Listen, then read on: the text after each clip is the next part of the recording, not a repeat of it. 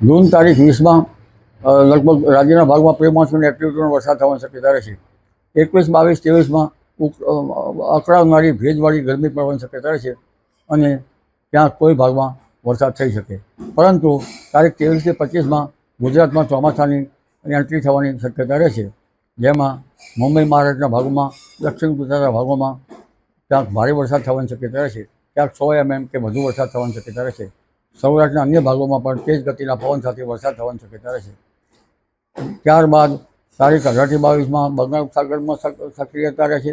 28 જૂનથી બંગાળ ઉપસાગરનો ભેજ પૂર્વ મધ્યપ્રદેશના ભાગો સુધી આવવાની શક્યતા રહેશે, જેના કારણે પૂર્વ ગુજરાતના ભાગો, ઉત્તર ગુજરાતના ભાગો, પાટણ સમીપના હારીના ભાગો, કેટલાક બનાસકાંઠાના ભાગો અને